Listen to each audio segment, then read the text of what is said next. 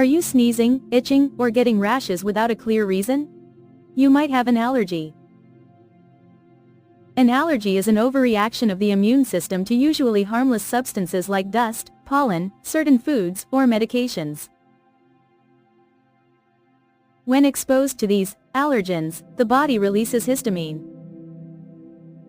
causing symptoms like frequent sneezing, itchy eyes or skin, runny nose, skin rash, in severe cases, breathing difficulty or swelling.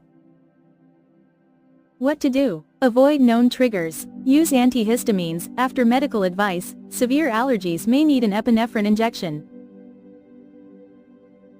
Don't ignore allergies. They can lead to serious reactions like anaphylactic shock.